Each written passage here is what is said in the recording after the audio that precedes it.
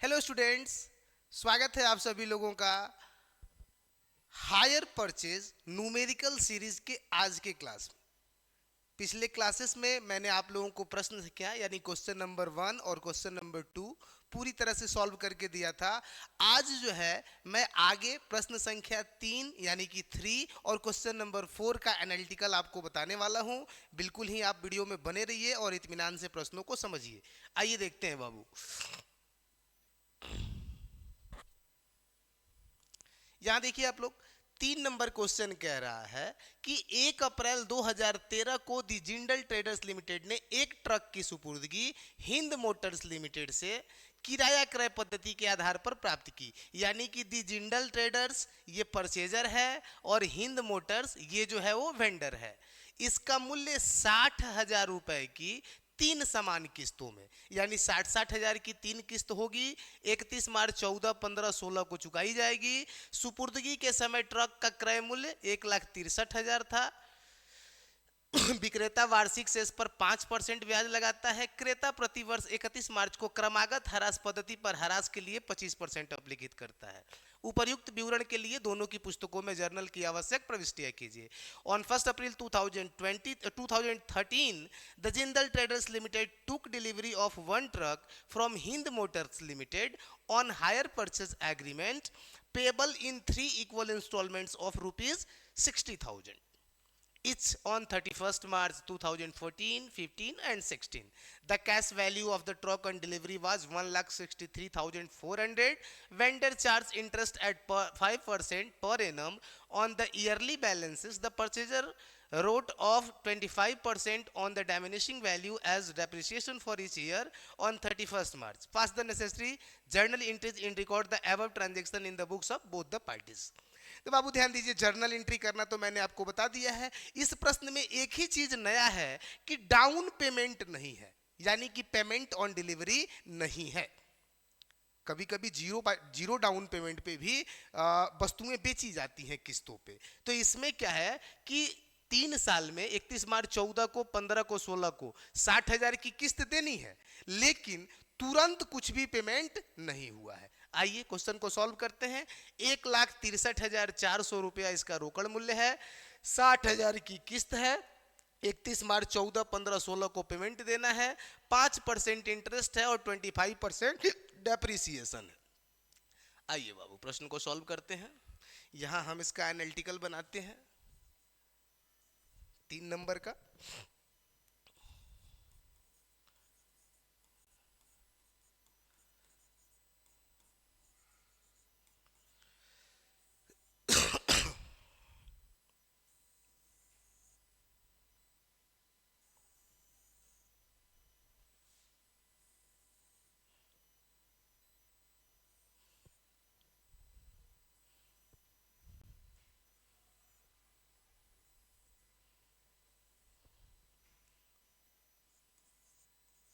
ये हो गया डेट, ये आउटस्टैंडिंग कैश प्राइस, ये हो गया कैलकुलेशन, ये हो गया बाबू इंटरेस्ट, ये हो गया कैश प्राइस, ये हो गया इंस्टॉलमेंट और ये हो गया डेप्रिसिएशन, जो मैंने आपको पहले भी बता रखा है। देखिए बाबू, सबसे पहले हम लोग देखेंगे कि 1 अप्रैल 13 को 1,63,400 में ट्रक खरीदा गया। अब यहाँ पेमेंट ऑन डिलीवरी रहता था तो हम लोग पेमेंट ऑन डिलीवरी माइनस करते थे, लेकिन यहाँ पेमेंट ऑन डिलीवरी है नहीं 1 रुपया भी, तो हम लोग इसी पर अब पहले साल का ब्याज कैलकुलेट करेंगे। 1,63,400 गुणे 5/100, 5% ब्याज है, 2 जीरो से 2 जीरो।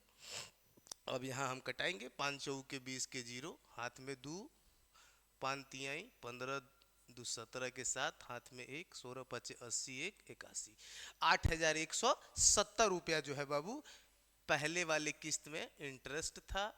इंस्टॉलमेंट था 60,000 का। अब 60,000 में हम लोग 8,170 रुपया बाबू यहाँ माइनस कर लेंगे, यानी कि 60,000 माइनस 8,170 रुपया, 51,830 रुपया, 51,830 रुपया कैश प्राइस हो गया। और इस कैश प्राइस को ला के यहाँ पे 51,830 रुपया को हम 31 मार्च 14 को यहाँ माइनस कर देने वाले हैं। अब हम जब इसको माइनस कर लेंगे बाबू 51,830 को 1,63,400 माइनस 51,830 रुपया, तब बचेगा 1,11,570 रुपया। ये पहले साल का हो गया कैलकुलेशन। अब हम यहाँ पे पुनः दूसरे साल का करें, 1,11,570 गुणे 5/100, ये आपका आ रहा है 5,578 रुपये। 78.5 आ रहा है तो हम लोग उसको नहीं रखेंगे, 5,578 रुपये रख दिए। किस्त है 60,000 की। अब जो है 60,000 माइनस 5,578, 54,422 रुपये, 54,422 रुपये। अब हम लोग बाबू यहाँ 31/3/15 को आ जाएंगे और ये जो राशि है 54,422 रुपये, इसको हम यहाँ माइनस कर देंगे। 1,11,570 माइनस 54,422 रुपया, 57,148 रुपये, 57,148 रुपये जो है अब आपका बच जाएगा यहाँ पे। और अब हम लोग यहाँ पे बाबू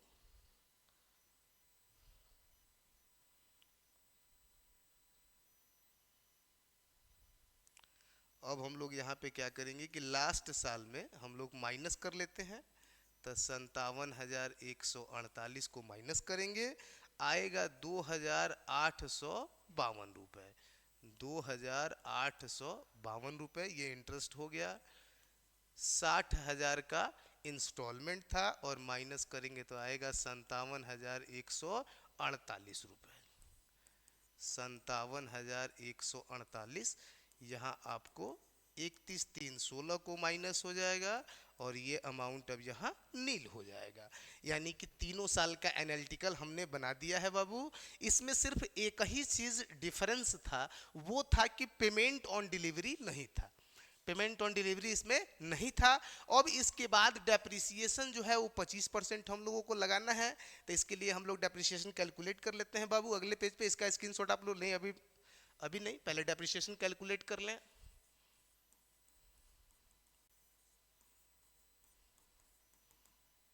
वर्किंग नोट यहाँ हम कर रहे हैं। तो यहाँ हम लोग डेप्रिसिएशन निकाल लें। पहले 1,63,400 का 25% निकालना है पहले साल के लिए, यानी 31/3/14 के लिए 1,63,400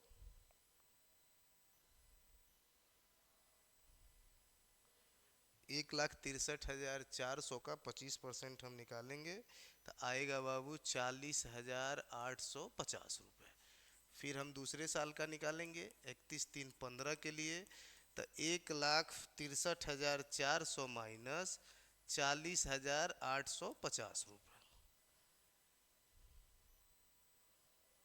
माइनस 40,850 आएगा आपका 1,22,550। अब इसका 25% हम लोग निकालेंगे,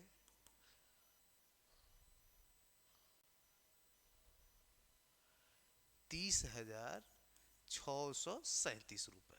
अब इसके बाद एक साल और निकालना है हम लोगों को, तो 1,22,550 माइनस 30,637 रुपये, 1,22,550 माइनस 30,637 आएगा 91,913 रुपया। अब इसका 25% हम निकाल देंगे, 91,913 भाग्य 4,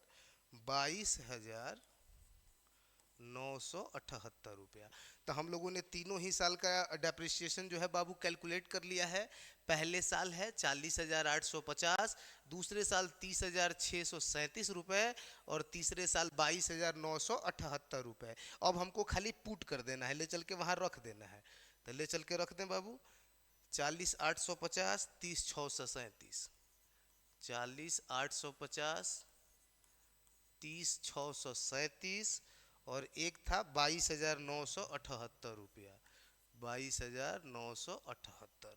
अब जो है हमारा एनालिटिकल पूरी तरह से बन के रेडी है बाबू। यहाँ पे आप लोग देख सकते हैं टोटल पेमेंट है 1,80,000 का। ये होना चाहिए हम लोगों को 1,63,400 का, और ये होना चाहिए 16,600 का। इस तरह से हम लोग का पूरा एनालिटिकल कंप्लीट है। आप लोग अब इसका स्क्रीनशॉट ले सकते हैं, लेके समझ सकते हैं। बड़ा ही आसान था, कुछ है नहीं इसमें, बहुत ही आसान है। 3 नंबर का आप लोग स्क्रीनशॉट ले लीजिए।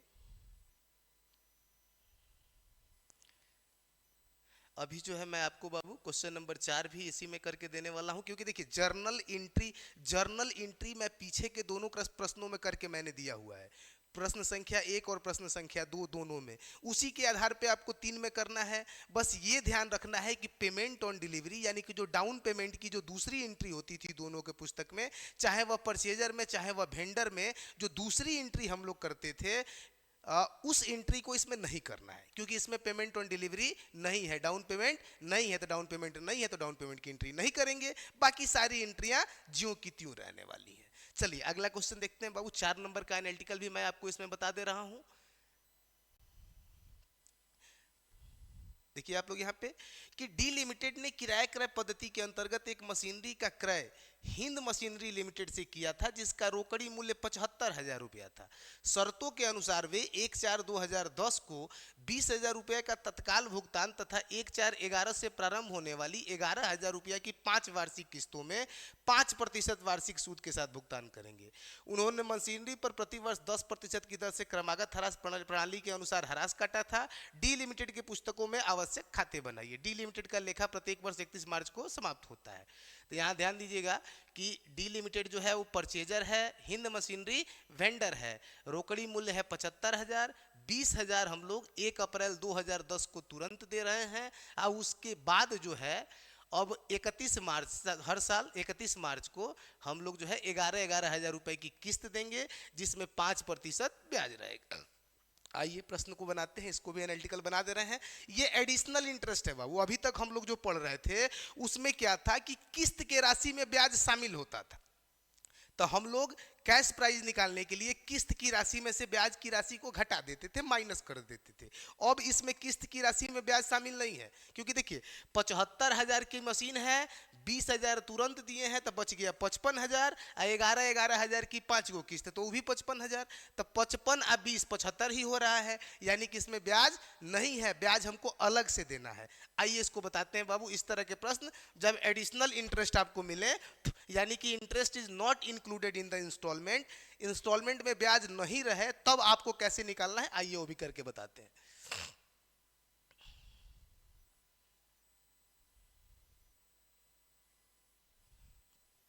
देखिए बाबू, क्वेश्चन नंबर 4, इसका बनेगा एनालिटिकल टेबल।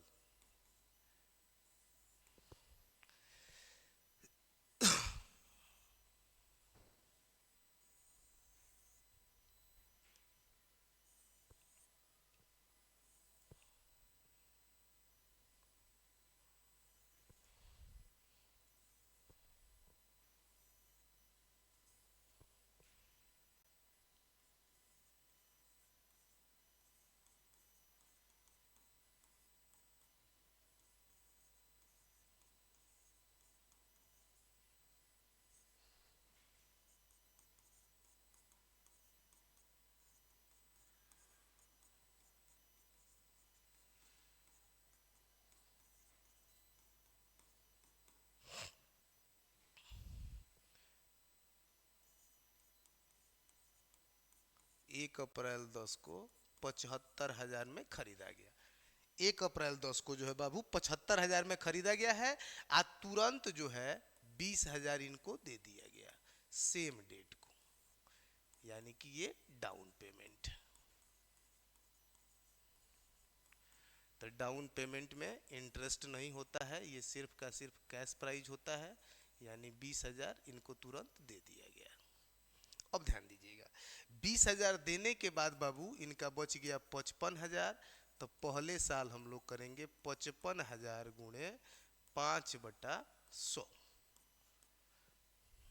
ये होगा 2750 रुपये, यानी कि पहले साल का इंटरेस्ट 2750, कैश प्राइस 11,000। ध्यान दीजिएगा, इसके पहले जब हम लोग बनाते थे, जब ब्याज शामिल रहता था, तो हम लोग इंस्टॉलमेंट में से इंटरेस्ट को घटा के कैश प्राइस निकालते थे।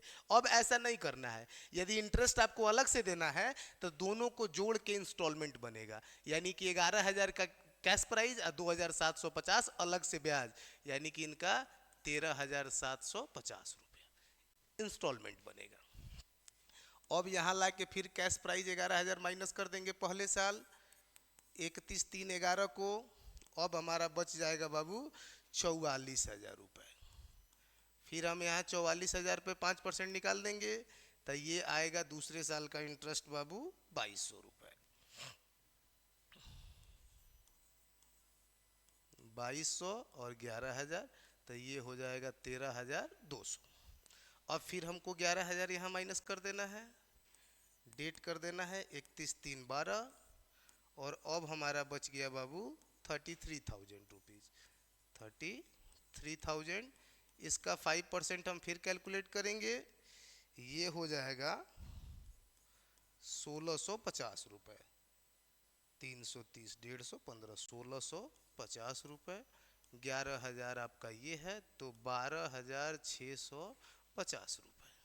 फिर हमको 11,000 माइनस करना है 31/3/13 को। अब बच गया 22,000। 22,000 का 5% हम यहाँ कैलकुलेट करेंगे, तो ये आ जाएगा बाबू 1,100 रुपया। 1,100, 11,000, 12,100। फिर यहाँ 11,000 माइनस करिएगा 31/3/14 को, तो बच जाएगा 11,000, और 11,000 का 5% आपका हो जाएगा बाबू 550 रुपये। 11,550 रुपये। अब यहाँ पे ला के 11,000 को माइनस कर देना है 31/3/15 को। ये अमाउंट यहाँ पे हो जाएगा नील, और इन अमाउंट्स को हम लोगों को जोड़ लेना है। ये हो जाएगा 75,000, और ये जो है ब्याज का पैसा भी जोड़ देना है और इंस्टॉलमेंट का भी, तो इसको भी हम लोग जोड़ लेते हैं।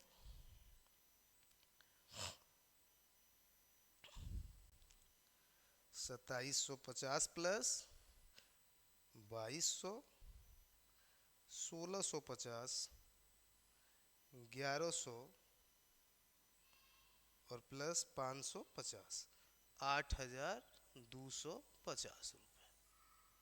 ये दोनों जोड़ दिए हम लोग, और यहाँ आपका हो जाएगा 20,000 प्लस 13,750, 13,200, 12,650, 12,100 और 11,550 रुपये। 83,250 रुपये। दोनों को ऐड करेंगे तो भी आप इसको निकाल सकते हैं। तो बड़ी ही आसानी से हम लोगों ने 4 नंबर प्रश्न का एनालिटिकल भी तैयार कर लिया। आप लोग देख रहे होंगे ह्रास की दर इसमें क्या थी बाबू, थोड़ा सा हम लोग देख लें कि ह्रास था इस प्रश्न में, डेप्रिसिएशन था कि नहीं था। मशीनरी पर 10% की दर से क्रमागत ह्रास प्रणाली से ह्रास काटना है। ह्रास भी था, 10% था, तो हम लोग जो है डेप्रिसिएशन भी दिखा देते हैं इसमें। तो पहले साल टोटल 75,000 की मशीन है, तो 75,000 का 10% हो जाएगा 7,500। अब चलते हैं वर्किंग नोट, फिर से आप लोग इसका डायमिनिशिंग बैलेंस मेथड से कर सकते हैं। तो सबसे पहले जो है 75,000 माइनस करेंगे 7,500, तो बच जाएगा 67,500। फिर उस पे डेप्रिसिएशन काटेंगे तो आएगा 6750, 6750 माइनस करेंगे तो बच जाएगा 60,750। तो इस पे आएगा डेप्रिसिएशन 6,075 रुपये। इसके बाद बचेगा 54,675, 5467 रुपये, 5467, 4,920 या 21 आप यहाँ पे कर सकते हैं। ये डेप्रिसिएशन आपका 5 साल का मैंने निकाल दिया। आप लोग इसको कैलकुलेट कर सकते हैं, क्रमागत ह्रास पद्धति से डेप्रिसिएशन निकालने आप लोगों को आसानी से आता है। तो आई होप कि आप लोगों को क्वेश्चन नंबर 4 भी समझ में आ गया। जर्नल और लेजर जो है आप बना चुके हैं 2 प्रश्नों में। ठीक उसी तरह से जर्नल लेजर बनाना है जैसे प्रश्न संख्या 1 और 2 में मैंने बना के दिया है। आपको जर्नल भी करके दिया है दोनों के पुस्तकों में और लेजर भी करके दिया है। तो अगर आपने अभी तक उस वीडियोज को नहीं देखा है तो ही आपको कंफ्यूजन हो रही है, तो पहले आप 1 नंबर क्वेश्चन को पूरी तरह से देखें, पूरे बढ़िया से देखें। जब 1 नंबर प्रश्न को आप बढ़िया से देख लेंगे तो बाबू आपको समझ में आ जाएगा कि जर्नल एंट्री कैसे हो रहा है और लेजर कैसे हो रहा है। और जब वो चीज़ समझ में आ जाएगी तो बाकी प्रश्नों का एनालिटिकल आपको मिलता जाएगा और आप जर्नल और लेजर आसानी पूर्वक से कर पाएंगे। धन्यवाद। ऐसे ही मेरे क्लास में बने रहें। मैं जो है आपको फाइनेंशियल अकाउंटिंग के सभी चैप्टर्स अपने इस चैनल पर पढ़ाने वाला हूँ। इसके लिए आप जो है मेरे चैनल को ज़्यादा से ज़्यादा सब्सक्राइब कराने का प्रयास करें, उन लोगों तक पहुंचाने का प्रयास करें जो लोग जो है आसानी से बीकॉम का क्लास करना चाहते हैं, बिल्कुल ही आसान भाषा में। धन्यवाद।